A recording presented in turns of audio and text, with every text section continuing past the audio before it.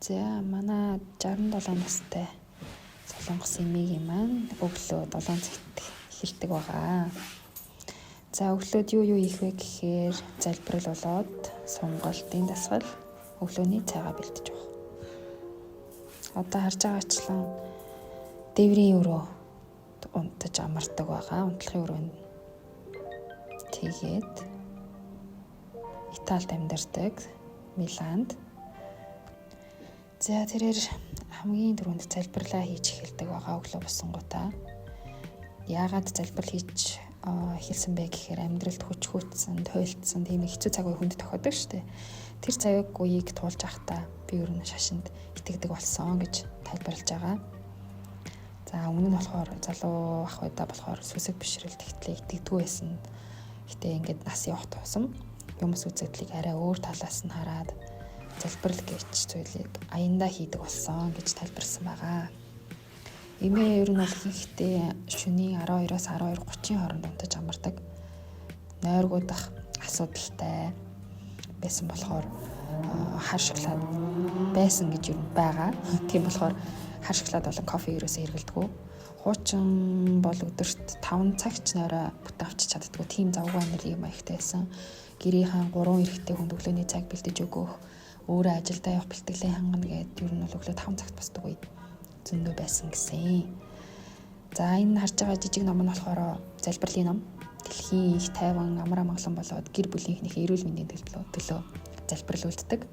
Бүгдийг аз жаргалтай байгаасаа гэж хүсэх нь эмээгийн хувьд шунал огтоос биш гэж үздэг гэсэн. За одоо энэ шатаар бууж байгаа үйлдэлийг бол өглөө оройдоо байнга давтдаг гэсэн үг. Тэгээд дээврийн өрөөнийх нь өндөр нь 1.3 метрийн өндөртэй болохоор ор байрлуулахад ер нь бол тохиромжгүй. Гэхдээ энэ нь тохиромжгүй юм шиг мөртлөө барууны орнд амьдардаг учраас барууны найзууд нь ирэхэд бас одоо дорны соёлыг харуулах боломжтой гэж эми хардаг байх нэ. За өглөө оройдоо биеийн жингээ тогтмол үздэг. Гэрлэхээс өмнө ч одоо энэ датал нь бий болсон байсан. Хэрвээ биеийн жинд нь ямар нэг өөрчлөлт гарах юм бол шууд хоолндоо анхаарч эхэлдэг байгаа. За өглөө босонгуудаа нэг аяг ус заавал уудаг. Яагаад тэгэхээр унтаж амрах үед хүний бие шингэнээ их алддаг учраас түүнийг нөхөх цусны эргэлтэнд бас тустай учраас сайжруулдаг учраас усыг бол заавал уудаг гэсэн.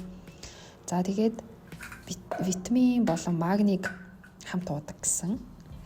Азар эмээд өндөр даралт өөр өвчин зовир байхгүй учраас өөр уудаг юм тан байхгүй гэсэн. За одоо өглөөнийхөө сонголтыг хийх гэж байх шиг байна. Эмээ өдөрт нарны гэрэлд 1 цаг орчим алхахыг илүү үздэг болсон гэсэн. Өмнө нь одоо янз бүрийн дасгал хөдөлгөөнтэй клубд явах тиймэрхүү зүйл байсан гэсэн. Одоо бол тэгэж явахаа болсон. Ингэж явж байхдаа өөрт тохирсон сонголтын дасгалыг багшаар заалгаад тэгээд түүнээсээ хойш тэрийг өглөө оройдоо 20 минут хийдэг болсон гэсэн.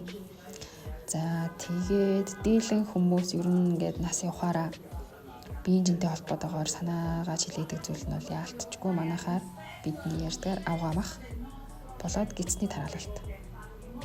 Гэлээгээд хөгшрөлтийг яаж ч эсэргүүцэх боломжгүй гэж эмээ хэлсэн. Эмээ хувьдаа бол хөгшөрч байгаа процессоо талархалтайгаар хүлээж авдаг. Энэ бол угаасаа байгалийн процесс. Тодорхой. Энээс зайлах цогтах арга байхгүй гэж үздэг. Тийм болохоор хөгшөрч байгаа процессоо ерөөсөө би хөгшөрч юм гэж ерөөсөө боддгоо гэсэн. За тэгээд эмээ дасгалаа хийж байхдаа Италийн мэдээ сонсноо. Итали мэдээ сонсдог.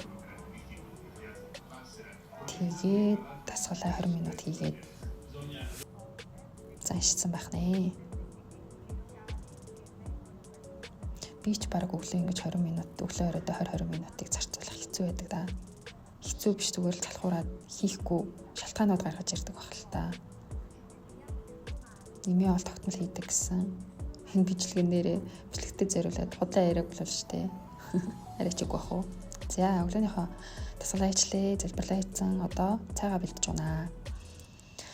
За нас явах тусам уурах сайн хэрэглэх ёстой. Учир өнөөдөр ч мөн өндөг иднэ гэсэн байна. Чансан өндөг нэг ширхэг төмрөөр баялаг жимс иддэг. Дээрээс нь нэг аяга сүү жигнэмгийг өнөөдрийнхөө цайнд бууж хийгүүлж байгаа. Ихэвчлэн төмрөө баялаг гэхээр ихэвчлэн хийр, киви, усан үзэм, амтдахгүй иддэг гэсэн. Уг нь альмиг өглөөд иддэг гэд тэгж маш их сонсч байсан гэсэн жимээ хүчлэлэг жимс учраас ходоодонд ачаал авахгүй тулд алим иддэггүй гэсэн нэрээ. Тэгээд сүүгээ явахдаа одоо халааж байгаа биз. Энэ нь болохоор хөрөгчөнд сүү адгасан мэдээж хүртэн байгаа. Тийм болохоор бүлэс гэж айлуулах уухыг илүү үздэг гэсэн. Итали хүмүүс ер нь бол оройн хоолыг чухалчилдаг болвол эмээ өдрийн хоолндоо илүү ач холбогдол өгдөг.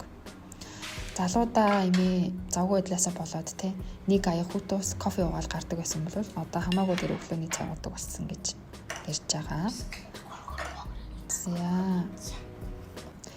Энэ одоо Италид амьдардаг штэ. Итали хүмүүс хөвчлэн өглөөний цайгаа гэрийнхээ урд барилдаг ресторан жижигэн тийм газар ороод авчуурахтай таллах жигнэмэг кофе ууж эхлүүлдэг болвол эмээ ол гэртээ. Харин гэр бүлтэй Итали хүмүүс хүүхдүүдтэйгээ ширээний хаарч суугаад сүү жигнэмэг зэрэг идэх нь ийдэг байдаг гэсэн. Итали хүмүүсийн хоолны хэмжээг Солонгос хүмүүс ихтэд үзүүлэх юм бол шүлний 5 аяга байдаг штэ. Тэрнтэй тэнцвүүц хэмжээтэй гэж ярьж юм лээ. Эмээ одоо хоолоо идэхдээ ингээд зогсоороо байгаад байгаа биз. Энэ яагаад вэ гэсэн чинь зогсоогоороо хооллох нь ясны сэргийлэлтэй сэргийлэхэд тустай гэдэг болохоор зогсож иддэг гэсэн. Би бол анх удаа сонсож байна. Та сонсож ирсэн үгүй юу мэдэхгүй байна. Би бол анх удаа. Тэгээд тэглээгээд энийг бас ингээд хоолоо зогсож идэнэ гэхээр сонин тий. Тэрийг ингээд баримтлаад манайхан бол яасан муу өртөө энэ чи сууж идээч гэл тэгэлдэг нь болох лээсэн баг. Эмээ тэгээд ингэсэн нас яваад өөрийнхөө амьдралынхаа темпээр өдрийг өнгөрүүлэх боломжтой болсон болохоор үнэнхээр гоё байгаа гэж хэлсэн. Хөгшөрсөн чиглэл энэ ч бас давуу тал эзтэй л гэж хэлсэн шүү ер нь бол эмээ. За ямартай хэдүүлээ Миланд амьдардаг 67 настай эмээгийн өглөөний рутинийг сонирхлоо. Тэгээд дараагийн мөн сонирхолтой бичлэгээрээ эргээд уулзцай. Тэр үед эмээ ямар тип цааж өгөх бол бас л сонирн биш үү?